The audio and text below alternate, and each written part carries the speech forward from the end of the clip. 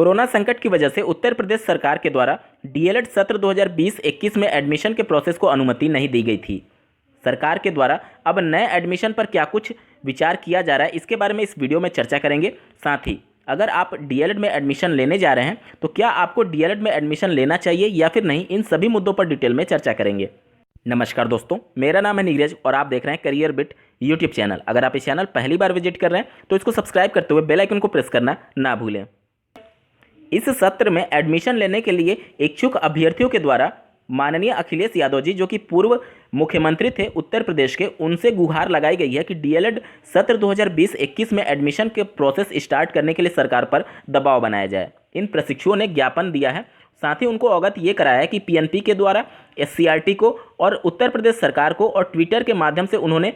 काफ़ी हद तक अपना प्रयास कर लिया है। बावजूद इसके उत्तर प्रदेश सरकार के द्वारा डीएलएड में एडमिशन का प्रोसेस स्टार्ट नहीं किया जा रहा है, जिसको देखते हुए उन्होंने गुहार लगाई है कि सरकार पर दबाव बनाते हुए अभ्यर्थियों के भविष्य को देखते हुए इस सत्र में एडमिशन का प्रोसेस स्टार्ट किया जाए। अब चलिए समझ लेते हैं कि सरकार का पक्ष क्या है। देखिए, काफ़ी विलंब हो चुका है सत्र में एडमिशन लेने के लिए, जिसकी वजह से सरकार नहीं चाहती है कि इस सत्र में एडमिशन हो और वह 2021-22 सत्र के एडमिशन के लिए तैयारियां तेज कर चुके हैं। इस स्क्रीन पर आप जो आर्टिकल देख पा रहे होंगे, इसमें यही सभी बातें लिखी गई हैं कि सरकार अगले सत्र में एडमिशन के प्रोसेस को स्टार्ट करने जा रही है। यहाँ पर मैं बता दूं कि 10,500 सीटें डाइट में होती हैं, जिसे सरकारी बोला जाता है, और लगभग डाइट की सीटों को मिला करके 2,28,000 सीटें उत्तर प्रदेश में डीएलएड में एडमिशन लेने के लिए मौजूद हैं। दिनांक 28 जून 2018 के एनसीटी के गजट के बाद से बीएड प्रशिक्षुओं को प्राथमिक में मौका दिया गया था। वहीं राज्य सरकार ने भी अध्यापक सेवा नियमावली 1981 में अहम संशोधन करते हुए प्राथमिक में बीएड अभ्यर्थियों को पात्र मान लिया है।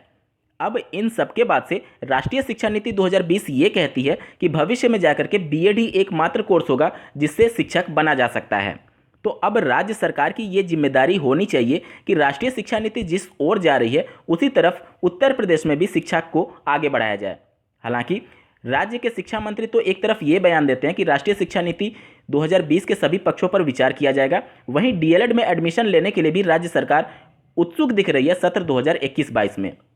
अब डीएलएड अभ्यर्थियों का क्या कुछ वजूद रह जाएगा, इससे आप भली भांति अभी जो वर्तमान में डीएलएड कर चुके हैं वो समझ रहे होंगे, क्योंकि डीएलएड कोर्स करने के बाद से कोई प्रशिक्षु सिर्फ कक्षा 1 से लेकर के 5 तक का शिक्षक बन सकता है। वहीं अगर आप बीएड किए हुए तो कक्षा 1 से लेकर के 12 तक के शिक्षक बन सकते हैं। तो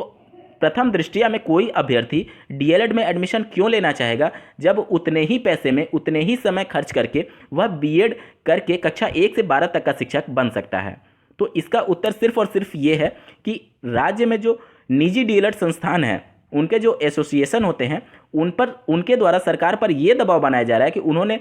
बिल्डिंग्स बनाने में, इंफ्रास्ट्रक्चर में जितने पैसे लाखों अरबों रुपए खर्च किए हैं, उन पैसों को कैसे भरपाई होगा। तो इसका सीधा सा उपाय ये है कि डीएलएड में एडमिशन चालू रखा जाए। अब आपको तय करना है कि आप डीएलएड में एडमिशन लेना चाहते हैं या फिर बीएड में एडमिशन लेना चाहते हैं। देखिए, अगर आपका एकमात्र लक्ष्य सिर्फ प्राथमिक है और अगर आप इस लालच में हैं कि अगर आप बीएड कर लेते हैं भविष्य में तो आप प्राथमिक के साथ साथ उच्च प्राथमिक और टीजीटी के लिए भी वैलिड हो जाएंगे, साथ ही बीईओ जैसे एग्जाम के लिए वैलिड हो जाएंगे, तो आप दो नाव में पैर रखने वाली बात कर रहे हैं। क्योंकि अगर आपका एकमात्र लक्ष्य प्राथमिक है तो आपको आंख बंद करके डीएलएड में एडमिशन लेना चाहिए, क्योंकि विभिन्न राज्यों में जिस प्रकार से डीएलएड को प्राथमिकता दी जा रही है या फिर बीएड कैंडिडेट को प्राथमिक से पूरी तरीके से बाहर किया जा रहा है, तो उस कंडीशन में भविष्य में जा करके हो सकता है उत्तर प्रदेश में भी कुछ ऐसे फैसले आ जाएं, क्योंकि माननीय कोर्ट में प्राथमिकता को लेकर के अभी तक याचिकाएं लंबित हैं जिस पर विचार होना बाकी है। तो अब आपको तय करना है, अगर एकमात्र लक्ष्य आपका प्राथमिक है तो डीएलएड आपके लिए बेस्ट रहेगा, लेकिन अगर आप उच्च शिक्षा में जाना चाहते हैं तो आप डीएलएड में बिल्कुल भी एडमिशन ना लीजिए। इन सब का उपाय क्या है, तो देखिए, जिस प्रकार से राष्ट्रीय शिक्षा नीति 2020 में ये बातें मेंशन की गई हैं कि भविष्य में एकमात्र ही कोर्स रहेगा शिक्षक बनने के लिए, तो राज्य सरकार भी चाहे तो उसके फैसले को अमल में ला सकती है। लेकिन जिस प्रकार से दोनों कोर्सेज को अभी एक तरीके से बढ़ावा दिया जा रहा है, तो फिर उनके लिए आपको मौके भी तलाशने होंगे। राज्य सरकार ने, उत्तर प्रदेश की बात की जाए तो वर्ष 2013 के बाद से उच्च प्राथमिक में कोई भी भर्ती नहीं की थी और उन्होंने जो सेवा नियमावली थी अध्यापक की, उसमें संशोधन करते हुए उन्होंने ये मेंशन कर दिया था कि सिर्फ प्रमोशन से ही अपर प्राइमरी के वैकेंसीज को भरा जाएगा, जो कि बिल्कुल गलत था, क्योंकि बीएड के लिए अपर प्राइमरी में लगभग 50 से 60% सीटें उनके लिए रिजर्व होनी चाहिए कि डायरेक्ट भर्ती के माध्यम से बीएड अभ्यर्थियों को मौका दिया जाएगा, और जो 25% या फिर 30-40% सीटें रिक्त रहेंगी उनको प्रमोशन के माध्यम से डीएलएड प्रशिक्षुओं को मौका दिया जाएगा। लेकिन राज्य सरकार की गलत नीतियों की वजह से सिर्फ प्रमोशन की वजह से ही अपर प्राइमरी में सीटें भरी गई, जिसकी वजह से उसका प्रभाव ये पड़ा कि बीएड अभ्यर्थियों के लिए वैकेंसीज ही जनरेट नहीं हो पाई। अब जब वैकेंसी जनरेट नहीं हो पाई, लेकिन राज्य सरकार ने लगातार बीएड में एडमिशन लेना चालू रखा,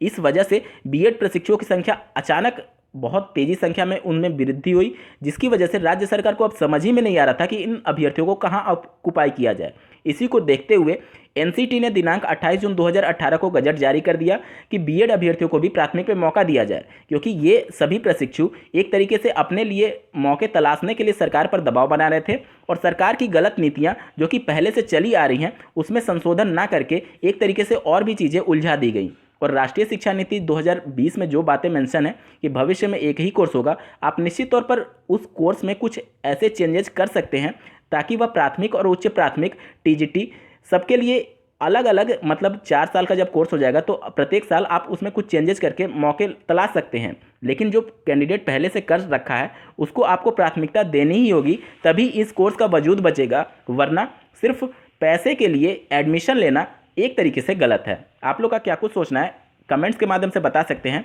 और ऐसे ही महत्वपूर्ण अपडेट्स के लिए इस चैनल को सब्सक्राइब करना ना भूलें। इस वीडियो को देखने के लिए आपका बहुत बहुत धन्यवाद। भगवान करे आपका दिन शुभ हो।